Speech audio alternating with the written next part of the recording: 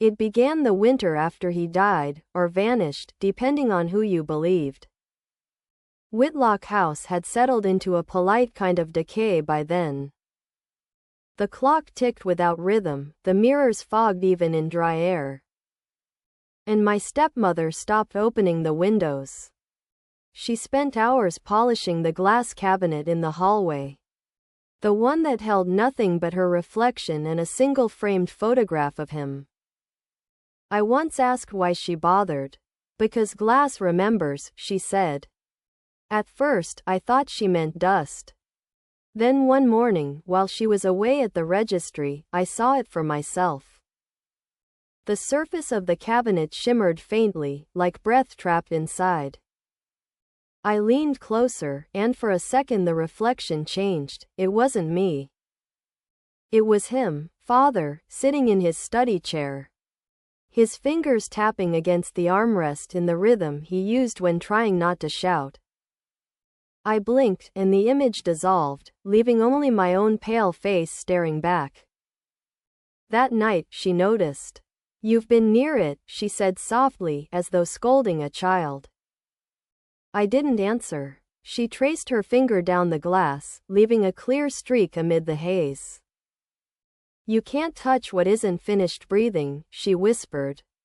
And for a moment I thought she was talking about him. After that, the house began to react.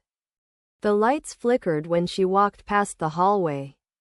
The frost on the windows formed small circles, like breath trapped mid-air.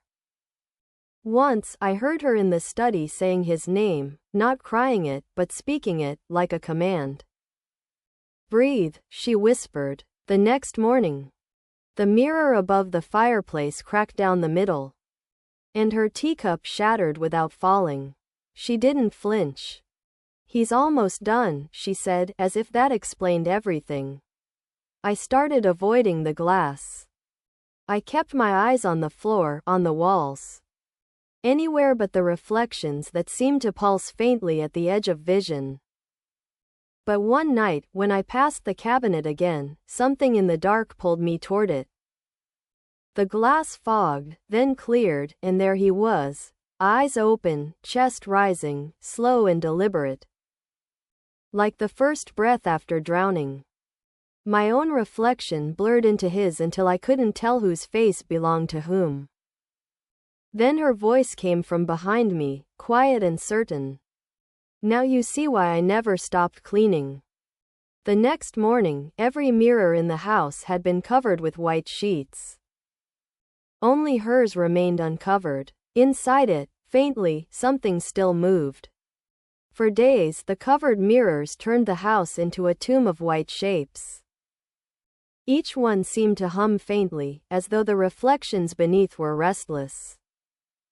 My stepmother walked among them in silence, dusting the sheets as if tending to sleeping guests.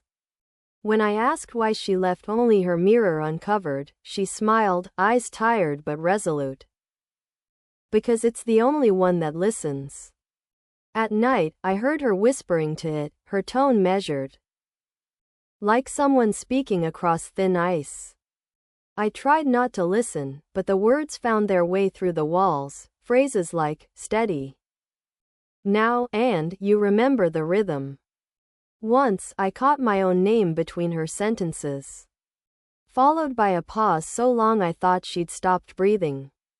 The next morning, the glass in the hallway cabinet was clear again. I could see both our reflections standing side by side, hers calm, mine uneasy, but behind us shimmered a faint outline of Father's study door. Though the real one was closed upstairs. "Do you see him?" she asked, almost kindly. I nodded before I meant to. "Good," she said. "He's waiting for the house to finish remembering him." That night I couldn't sleep. I sat at the top of the stairs, listening to the creaks and sighs of the old beams. Somewhere below, glass clicked softly, as if exhaling. When I went down, the sheets had fallen from every mirror, perfectly folded at their bases.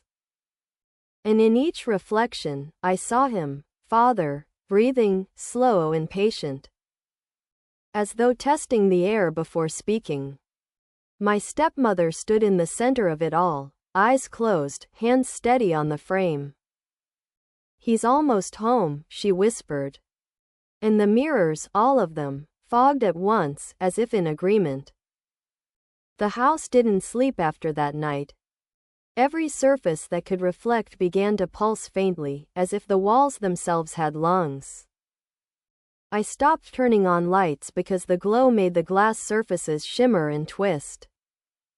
My stepmother seemed calm, almost relieved. She moved through the corridors barefoot, touching each mirror as though checking for a pulse.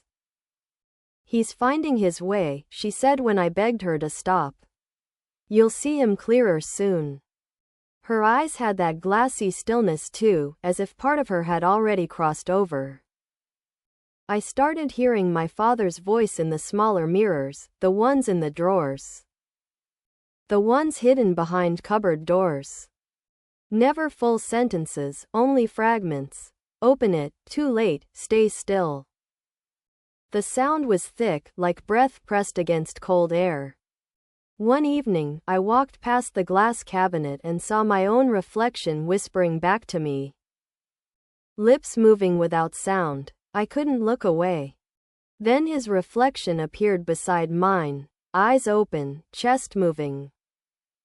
A rhythm that matched the ticking of the clock in the study. "Do you want him gone?" she asked from behind me. I turned, startled. She was holding one of Father's watches, the face cracked, the hands frozen at 6:13. "Every truth has to breathe before it dies," she said. "If we seal him now, he'll stay." That night, she left the mirror uncovered and the window open. The wind moved through the house like a slow exhale. I dreamt I stood before the glass again. But this time my father's reflection reached out, not for her, but for me. When I woke, the mirror had fogged into a single word: stay. By morning, the air had thickened into something closer to breath than fog. The mirrors no longer reflected what was in front of them, they showed what wanted to be seen. In the dining room glass, I saw Father pacing with his hands behind his back. His reflection sharper than any memory. In the hallway, he was sitting, watching the staircase like he used to when waiting for bad news. I tried not to look, but it was impossible. Every pane and polished surface held a fragment of him. My stepmother barely ate. She lingered by her mirror at dawn, whispering, "Almost there," as though she could coax him into solid form. I caught her pressing her palm flat against the surface, and for a moment, it pressed back. I couldn't tell which of them looked more alive. That night, she told me not to enter the study under any circumstance. But the study was where his voice was loudest. I waited until she fell asleep, then went in. The mirror above his desk was uncovered. The reflection showed him seated there, writing in a ledger that didn't exist on the table before me. I leaned closer, and then saw myself standing behind him in the reflection, though I was alone. "You're late," he said, without turning. His breath fogged the inside of the glass. My heart stuttered. From behind me came my stepmother's voice, trembling but firm. "He breathes through what we remember. Don't give him your reflection." I turned too fast. She was pale, eyes bright like wet glass. "He's not supposed to breathe through both of us," she whispered. The mirror cracked between us with a sound like an inhale caught mid-chest. And from the break came a sigh, long, slow, and unmistakably human. After that, the house refused to tell time. The clocks stopped, the air stayed dim no matter the hour. And every mirror shimmered with a faint pulse, as if the house itself had learned to breathe. My stepmother kept the broken mirror pieces from the study in a silver bowl. She called them remnants, as though they were holy. I watched her polish each shard carefully, whispering Father's name under her breath. He's quieter now, she said, but he still needs air. I began hearing the sound too, faint exhalations from the walls, the floorboards. Even the glass on picture frames. The whole house inhaled and exhaled in slow rhythm, syncing with our own lungs until I couldn't tell who started first. One evening, she handed me a shard. If you see him, don't speak, she warned. Breath shared is breath stolen.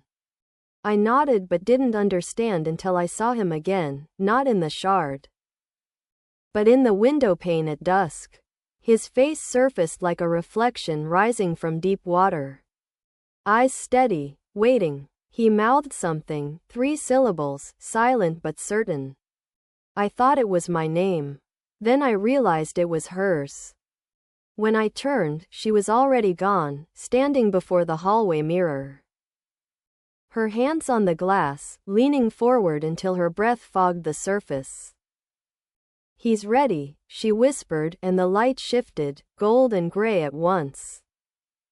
The reflection of father exhaled, long and final, and she collapsed quietly, as though the air had been borrowed and finally returned. The mirrors cleared, one by one, until only mine still shimmered. In its surface, the two of them stood together, breathing evenly, watching me. I reached out, and the glass was warm. Then the reflection smiled, not theirs, but mine, and whispered, "Now it's your turn to remember."